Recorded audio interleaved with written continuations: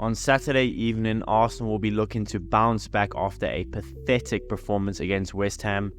But the problem is we're going to be looking to bounce back in a really tough place to play against a tough team in Newcastle at St. James's Park.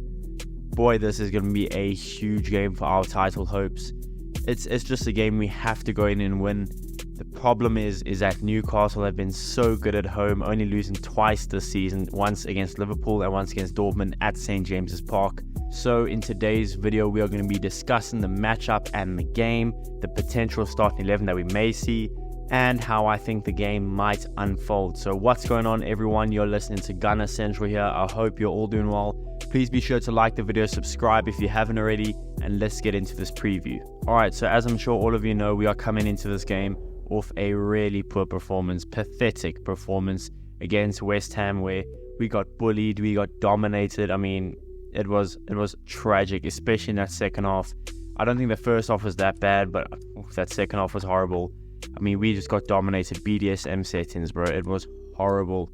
But we have to bounce back. We're looking to bounce back. In the Premier League, we've been pretty good. We're coming off that 5-0 thrashing off Sheffield. So in the Premier League, we kind of have that hope that, you know what, we didn't take the Carabao Cup seriously, so we can now focus on something we are taking seriously in the Premier League. The problem is Newcastle seem to be taking every competition seriously. They're in the group of death in the Champions League, and I mean, they smashed PSG, drew with Milan, lost once to Dortmund, so they're definitely in that group of death. They're competitive, far more competitive than I thought they would be. And we're okay in our group in the Champions League, but we're not looking too good in the Carabao Cup. We obviously got knocked out. We weren't even looking good. Even in the first game, we won against Brentford in the Carabao Cup.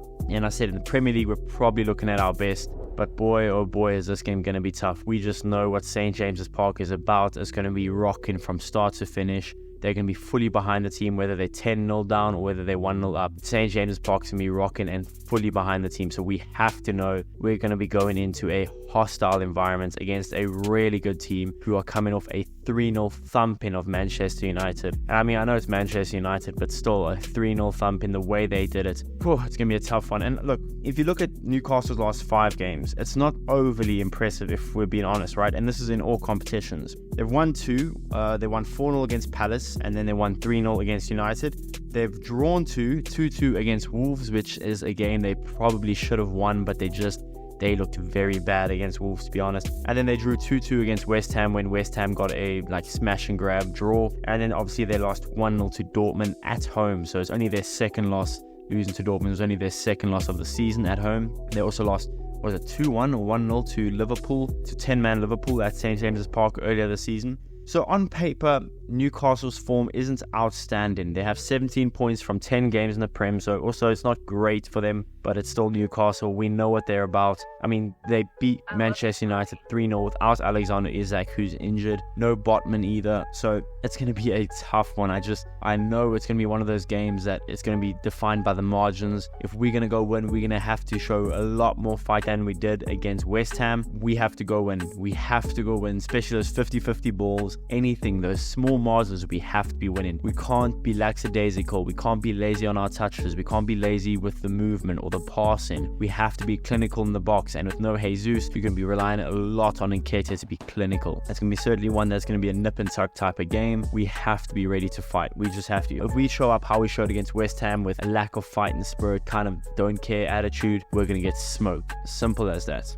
Now for injuries. We have obviously Timber still out for the rest of the season, but the rest of the other injuries are quite upsetting. I mean, Jesus is going to be out until middle November is what I'm expecting. Might be later.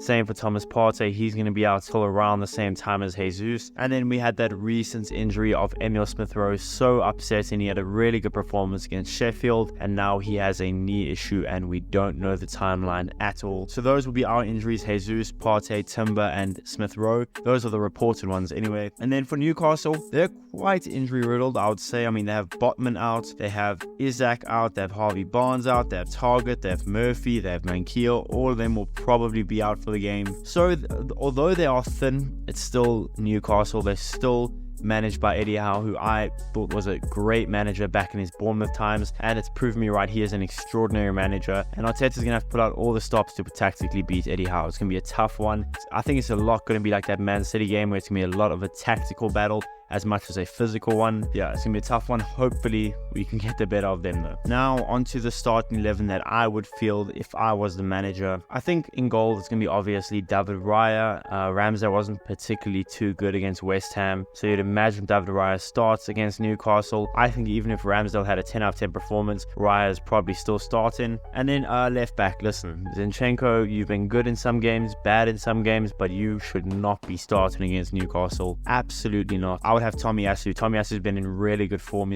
When he comes off the bench, he's good. When he starts, he's good. For me, Tomiyasu starts at left back. The two centre-backs, obviously Gabriel and Saliba. Nothing more to be said there. The right back, Ben White. I know he scored an own goal against West Ham, but it's still Ben White. He still played reasonably well against West Ham despite the own goal. Is what it is. Those things happen as a defender. I would still have Ben White start as right back. CDM. Now, you guys might think this is a bogus call or something, but I would have Jorginho start in CDM. I think when Jorginho starts in the big games, i.e. was Man City started at CDM, it allows Declan Rice to play as a more box-to-box player, and I've always said this, I think that's Declan Rice's best position, is a box-to-box. It allows Declan Rice to use his physicality and his pace. He has surprisingly good pace, Declan Rice, but it allows Declan Rice to use his qualities a bit better, being that he can play on both the defensive end and the offensive end of the balls. I would have Jorginho start at CDM. I think Jorginho has been decent for when he does play, and then my midfield would be Declan Rice and Martin Odegaard. I do believe Martin Odegaard is going to be fit enough to play. I mean, he did come off the bench against West Ham and he got a goal, so I think it's quite obvious that Odegaard will probably be fit enough to play. And like I said, I just think Declan Rice as an 8 is a lot better than as a 6, and it's quite cool because he can play both positions. But I do think Jorginho is going to be good enough, and the reason is, right, I think we're kind of in the position of, okay, if we play Declan Rice as the holder midfielder, who plays next to Odegaard? Kai Havertz has been poor this season. Vieira, he's had some good games but has been quiet recently. Smith Rowe obviously injured. What do you do in midfield? So you're kind of forced to play Rice as your box-to-box, Odegaard as your 10 if you like, and then you'll have Jorginho as your CDM. That's my midfield. Up front, I think it's quite an obvious front three. I'll have Gabriel Martinelli on the left, Bukayo on the right, and striker Eddie Nketiah. Like I said, obviously if Jesus was fit, you probably start Jesus over Nketiah, but Nketiah's last Premier League game was a hat-trick, so I don't mind starting him either. So that's my starting 11. I would love to know, what do you guys think about this game? What starting 11 would you play? How do you guys think this game's going to go? Leave your predictions for the game in the comments below, and I'll see you guys in the next one.